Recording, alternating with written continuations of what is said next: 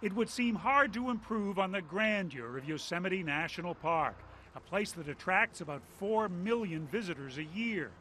But for 3 years, one of the park's natural wonders has been closed to the public while it underwent a makeover to provide a better view of giant sequoias, trees that can grow more than 250 feet tall. Here in Yosemite National Park, the Mariposa Grove has trees so big, it's hard to fit them all in our picture. But a $40 million restoration project is making it better than ever to see these trees in person.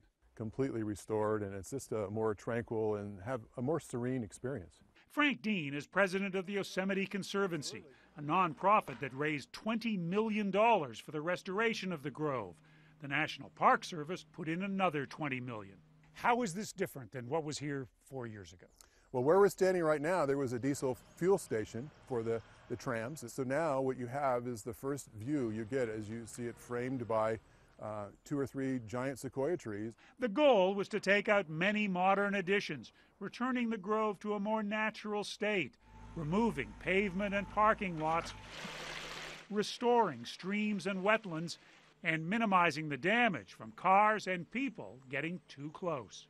You can see that people have come up to this tree before and feel the bark and maybe pull a strip of bark off. So if we have thousands of people coming to visit the Grove, we just can't allow people to come up and touch the trees anymore. Sue Beatty, a restoration ecologist with the National Park Service, helped plan the makeover, including new fences to protect the tree's bark from too many hands and raised walkways to protect the roots from too many feet. All those footsteps would compact the soil around those trees, and the roots are very shallow. So if you compact that soil, they're not able to grab those the water and nutrients that they need. So this has always been an attraction for people here. Yes. Even dead trees, like one called the Fallen Monarch, drew early tourists to the Mariposa Grove.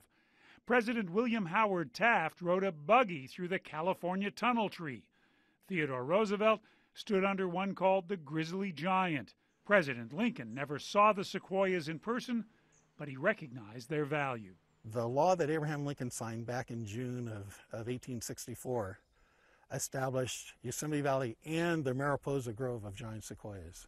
So even back in the midst of our country's Civil War, we realized that America, maybe even the world, would be a better place if Yosemite Valley and the Mariposa Grove was protected. The latest steps in that protection were being completed just in time for today's ribbon cutting.